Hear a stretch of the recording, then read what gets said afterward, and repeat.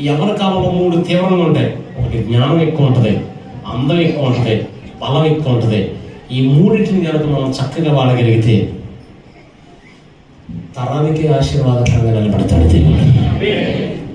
ఈ తెలివిని, అందాన్ని, బలాన్ని మనం మెసేజ్ల కోసమో, లేకపోతే ఇన్స్టాగ్రామ్ కోసమో, స్నాప్చాట్ కోసమో, ట్విట్టర్ కోసమో, రాజకీయాల కోసం, సినిమా స్టార్ల కోసం వాడామా,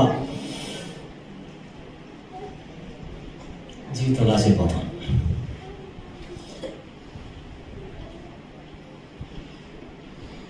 సోమరి వారి చేను దాటి రాగా ముళ్ళు కనపడే. అమ్మ, మీ పిల్లలు ఒకవేళ అటువంటి పరిస్థితిలో ఉంటే ఈ రోజే మీరు ప్రభుని అడగండి, ప్రభా నేను ఆత్మ దగ్గర రావాలి, నా పిల్లల్ని కష్టపడి వారిగా మార్చాలి.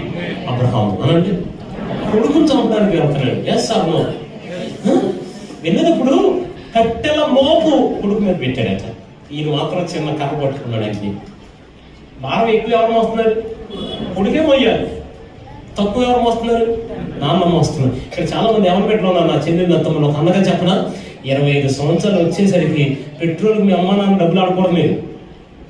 అప్పటికి మీ చేతికి డబ్బులు నడవండి, అందుకని డబ్బులు అడగండి.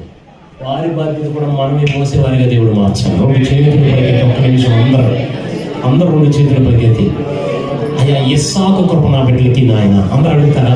అందరూ అడగండి. నాన్న యవ్వన బిడ్డలారా, యవ్వన వయసు వచ్చి ఇంకా ఎవరి మీద ఆధారపడుతున్నారా? ఈ రోజు నేను నా దేవుడు నమ్మదగిన వాడు, నా దేవుడు సజీవుడు. మీరు ఒక్క 10 సెకండ్లు ప్రార్థన చేయండి. యేసయ్యా నా చేతులు బలపరచయ్యా, చిత్తర గట్టిగా నా చేతులు బలపరచయ్యా, నా బిడ్డల చేతులు బలపరచయ్యా. అయ్యా నేనే భారం మోయాలయ్యా, నేనే బండి కొనవాలయ్యా, నేనే సొంతిని కొనవాలయ్యా. దేవాదేవుడు ఆ కార్యాన్ని, ఆ కృపను మన అందరి బిడ్డల జీవితాలు నెరవేర్చను గాక. ఆమేన్ అన్నారా? దేవునికి స్తోత్రం కలుగును గాక. సోమరి వారి చేను దాటి రాగా ముళ్ళు కనపడ్డాయి, బలు రక్కసి చెట్లు కనపడ్డాయి. యెహోషువ అనండి, కాలేబు అనండి. 40 సంవత్సరాల స్నేహం, అన్ని గోత్రాలు వాగ్దాన దేశాన్ని స్వతంత్రించుకునేటప్పుడు యెహోషువ అన్నాడు, యుద్ధం చేసి వెళ్ళండి అన్నాడు. కాలేబుతో అన్నాడు, నువ్వు నా స్నేహితుడిరా, నువ్వు మామూలుగా వెళ్ళి అన్నాడు. కాలేబు ఏంటో నన్ను యుద్ధం చేద్దాను అంట. మన స్నేహాన్ని వదిలేసి నేను నీ కోసంరా, నువ్వు వదిలే వెళ్ళిపో, నేను ఉన్నాగా, నీకు ఎక్కువ చేయి బాగా.